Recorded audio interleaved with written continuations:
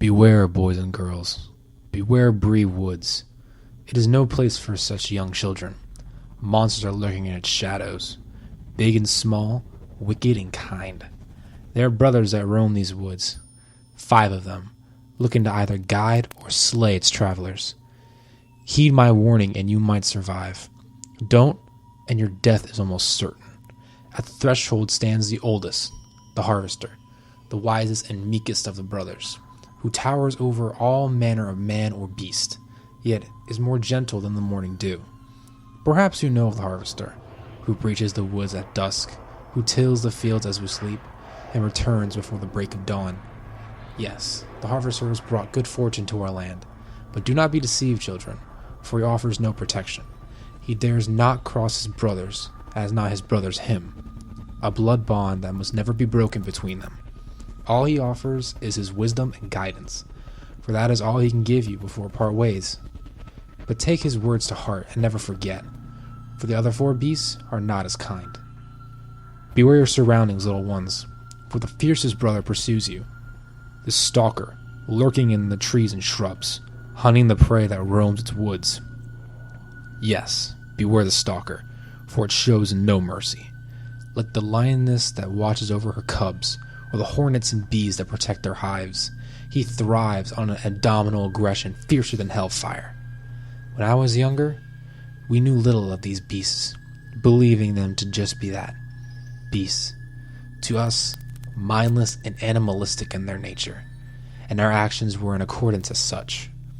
My father gathered many of our men for the hunt, setting out to slay these monstrosities that plagued our people. I am still haunted by their lamentations that faded into the night, embraced by my weeping mother who sought to shield me. By morning, our eyes were laid on the wake of the hunt. The men's skins mended together into a gruesome banner, stretched out along the trees in the rising sun, displayed to all our people. The killer's title inscribed across the flesh of my father and his men. It's true, survival cannot be guaranteed with this encounter, but not incredible, for there is a way. You must run, children. Run fast and far. Run and keep your sight forward, for behind is certain death. This beast is bloodthirsty and nearly relentless. His pursuit will only end with one of 2 means. The first, his prey provides bountiful. The second, his prey comes upon its other kin, the 3rd beast. Yes, bloodthirsty, but not the least bit foolish. For once you are in the company of his youngest brother, you are no longer his prey, but the guest of the sculptor, the most vain of the 5 brutish siblings. Unlike his brother before him, the stalker, the sculptor is more cordial in the presence of strangers. He even strikes many as kind-hearted creatures, appearing elegant and humble in nature. But you are not beyond the realm of danger, children. Although the sculptor seems pure of heart, he is truly self-absorbed and easily offended. For each guest, he demands nothing less than absolute glorification. Once you're in his presence, there are no early departures. You are his guest until he grows weary of your company, all the while amusing him with melodies of flattering words and praises, be either his appearance or his talents, or even his artistic gifts. As his name implies, the sculptor's most distinguishable trait is his sculpting, spending many countless hours molding, carving, and chiseling away. And what are his materials, you ask, dear children? Well, sometimes wood, other times clay, and few times unruly guests. Which reminds me of the story of a huntsman from our village who reeked with confidence, daring to accept any challenge. To him, the 5 beasts of Bree Woods were just that, a challenge he sought to conquer. At his threshold, he passed the harvester, who sensed the determination of the huntsman. He besought him to consider continuing forward. You will not make it that far, he warned. The huntsman scoffed at the first beast's pleas, presuming his words as words of intimidation. He continued into the woods, where the next of the 5 waited, leaving the gently harvester in a daze. Well, days passed, then weeks, and then months, and then there was no evidence of the huntsman's return. Many wondered of his fate. but only I was determined to seek the truth. In the dead of night, I slipped from my bed and hurried into the fields. There, the lonesome harvester tended the soil. I anxiously asked, "What of the huntsman?" The lofty creature looked down to me. With a somber note, he answered. He was swift and spirited, eluding the stalker's grasp, but was far too assured, and was seized by the presence of the sculptor. The sculptor gave to him a nod, but the huntsman did not return it. The sculptor gave him his charm, but the huntsman only gave to him his tongue. The sculptor prepared them a pipe and puffed once, but the huntsman puffed twice. The sculptor prepared them tea and took a spoonful of sugar, but the huntsman took 2 spoonfuls. The sculptor prepared them a feast, but the huntsman gave him no thanks. The sculptor offered him a gift, but the huntsman demanded more. And the sculptor was rattled, but the huntsman remained odious. "And what became of him?" I persisted. And the harvester drew a small crimson effigy from his hide. For the sculptor, the company was excruciating. He sighed, bestowing upon me the sculpture. For the huntsman, his was dealt back tenfold. And with that, we speak no more of the matter. Leave your confidence at home, children, for that is the mistake the huntsman made. You should be timid and respectful, or you'll be molded into his next piece. In the evening is satisfactory. You'll be allowed to depart, only to continue deeper into the woods. Confrontation with the forest beast, however, is preventable. Just fight shy of the scent of ginger and ash. Though, like the stalker, he may find you just as instead.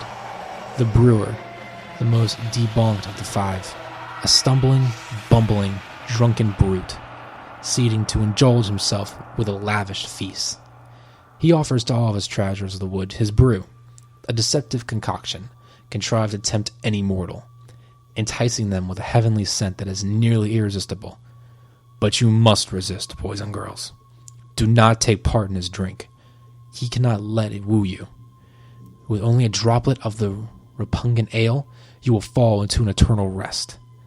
And when you are exposed and defenseless, the brewer lets his true intentions be known. He devours his unsuspecting prey, slow and antagonizing, bit by bit. Your will must be far greater to overcome this enticement. It is only the thing that separates you from life and death. The brewer cannot force you to sip from his cup, neither drink, nor sip, or even taste the brewer's brew. Try as he might, you must not succumb. Brace yourself and persist, for you must regain your bearings for what waits ahead, the 5th and final son of Bree Woods, the spoiled. With laughter like sobs, and sobs like laughter, he skitters along the forest floor, like vile vermin, driven by a tormentful desire for what others possess. He will do anything imaginable to acquire them. The brat of Bree Woods stalks its wanderers, knowing what is most precious to them at the moment. He will give you only one chance to decide, with only 2 options to choose from. You can surrender what he demands willingly, and he'll leave you to escape the woods. Or you can choose to refuse, and he will relieve you of that in death. You do not see many strangers in our forest, and that is owed to the spoiled. They are not as fortunate to first encounter the harvester, who offers as guidance to ensure them safe passage. No, for them, they travel with uncertainty, and with no understanding of what lurks in wait, and what the spoiled makes his presence known, they attempt to resist him, and are met with a terrible fate. A young outsider succeeded in escaping to the safety of our village, having eluded the beasts that would surely have stopped her. She recalled the chilling tale of how she survived, and how truly horrific it was to have met the spoiled. Her people have been wandering the land for much time, searching for a new home in times of famine, seeking what precious land waited for them on the other side. They journeyed forth into the treacherous, blurry woods. It wasn't long before they were met by the youngest brother of the woods, who knew of the many goods and valuables they brought on their travels. For each, he demanded what he claimed as his, and they would travel no further. But they were too naive to submit to him, and instead sought to kill him. The beast held his own against their men, but was soon overpowered by their great numbers. The spoiled desperately cried out, as he would have surely perished.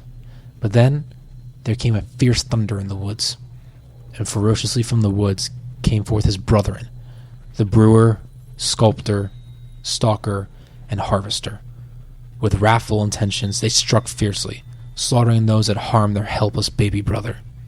Only one escaped the onslaught, the young outsider, who hid away in the trunk of a weeping willow, watching as her parents were killed, looted, and devoured, then slipped away to our village where the 5 brothers basked in their victory. But, you see, children, her tale does not end there, for her arrival has brought more trouble than good. The harvester has not tilled the fields in much time, and our crop has ceased to grow, leaving us to starve.